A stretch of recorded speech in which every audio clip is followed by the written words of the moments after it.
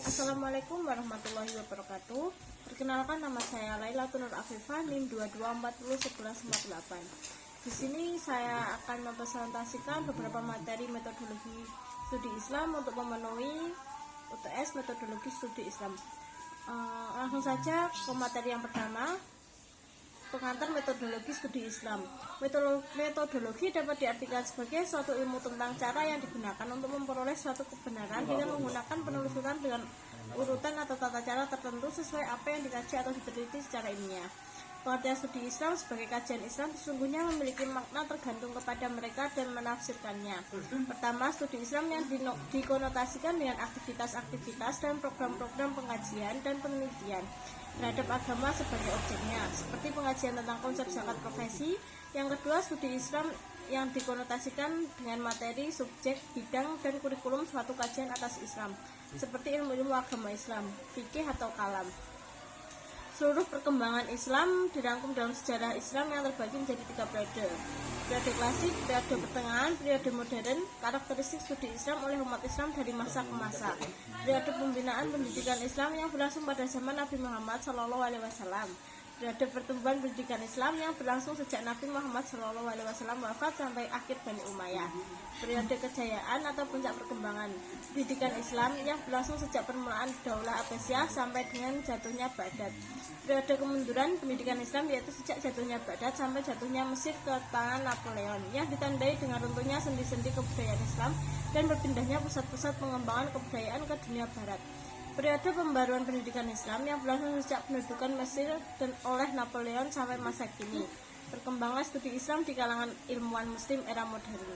Setelah terjadinya banyak kasus dalam dunia pendidikan Islam pada era klasik, baik dalam masa-masa pembinaan, pertumbuhan, kemunduran, dan juga sempat mengalami kejayaan. Pada era modern yang sekarang ini, pendidikan di seluruh dunia menjadi sangat pesat perkembangannya. Pada era modern, banyak bermunculan bidang-bidang ilmu pendidikan, baik pendidikan agama, ekonomi, budaya, dan juga politik. Perkembangan Islam pada era modern biasanya juga disebut sebagai masa pembaruan. Para ilmuwan melakukan pembaruan dalam banyak bidang yang berlandaskan Al-Quran dan hadis. Materi yang kedua, manusia dan kebutuhan doktrin agama. Munawwar Khalil mendefinisikan agama adalah cara atau adat, kebiasaan, peraturan, undang-undang, taat atau patuh, meninggalkan ketuhanan, pembahasan, perhitungan, hari kiamat, nasihat. Profesor Dr. Muhammad Driyar Karsa, SJ, mendefinisikan agama dengan mengganti istilah agama dengan religi. Religi adalah ikatan atau pengikatan diri. Berdasarkan uraian tersebut, kita dapat mengambil suatu kesimpulan bahwa agama adalah ajaran yang berasal dari Tuhan atau hasil renungan manusia yang terkandung dalam kitab suci yang turun-temurun, diwariskan oleh suatu generasi ke generasi dengan tujuan untuk memberi tuntunan dan pedoman hidup bagi manusia akan mencapai kebahagiaan dunia dan akhirat, yang di dalamnya mencakup unsur emosional dan kenyataannya bahwa kebahagiaan hidup tersebut bergantung pada adanya hubungan yang baik. Dalam perjalanan sejarahnya, ada agama yang bersifat primitif dan ada pula yang dianut oleh masyarakat yang telah meninggalkan fase keprimitifan. Agama-agama yang terdapat dalam masyarakat primitif ialah dinamisme, animisme, dan politisme. Manusia sebagai makhluk hidup mempunyai kebutuhan dalam kehidupan, baik itu kebutuhan jasmani maupun rohani. Dan manusia sangat memerlukan agama sebagai pegangan hidup dan untuk menyadarkan manusia akan mengenal dirinya, siapa dia, dari mana dia, dan mau kemana dia.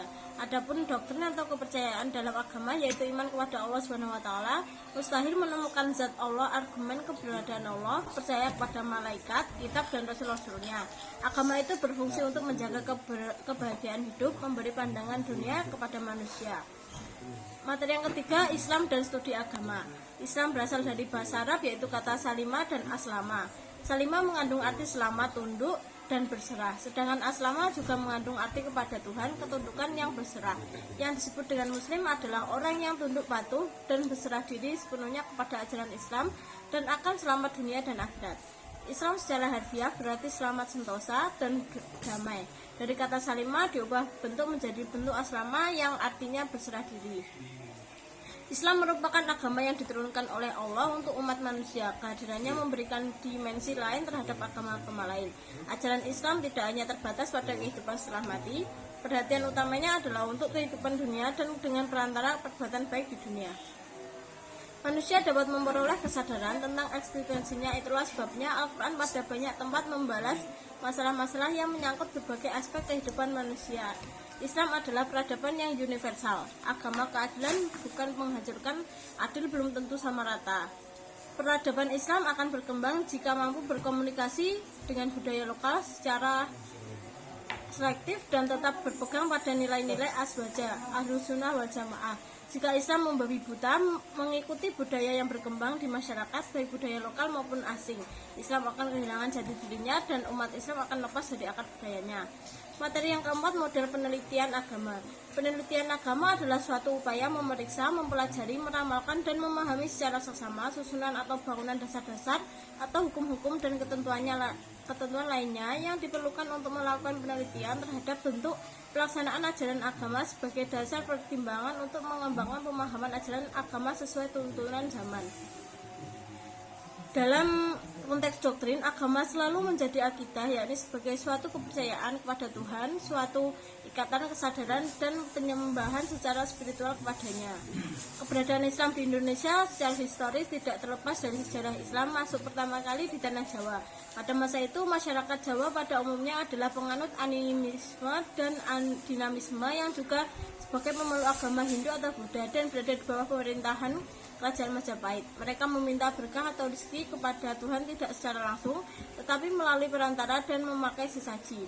Teori adalah alat yang terpenting suatu ilmu pengetahuan. Tanpa teori berarti hanya ada serangkaian fakta atau data saja dan tidak ada ilmuwan pengetahuan. Teori itu adalah menyimpulkan generalisasi fakta-fakta, memberi kerangka orientasi untuk analisis dan klarifikasi fakta-fakta, meramalkan gejala-gejala baru, mengisi kekosongan pengetahuan tentang gejala-gejala yang telah ada atau sedang terjadi. Materi yang kelima, Islam sebagai sumber ajaran. Memahami ajaran dalam struktur iman Islam sebagai salah satu agama besar di dunia memiliki ajaran-ajaran yang kaya dan mendalam, yang membentuk pandangan dunia dan praktek keagamaan umatnya.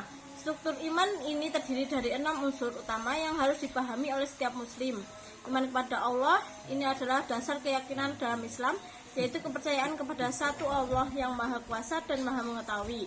Ajaran dalam struktur dan ihsan selain struktur iman dan Islam juga mencakup konsep Islam dan ihsan. Di sisi lain, ihsan adalah konsep yang lebih dalam yang mengacu pada kesempurnaan dalam ibadah dan hubungan individu dengan Allah, membahas perkembangan dan munculnya aliran-aliran pemikiran dalam Islam, serta melihat peran penting yang dimainkan oleh ulama-ulama dan pemikir terkemuka dalam mengembangkan pemahaman Islam yang beragam.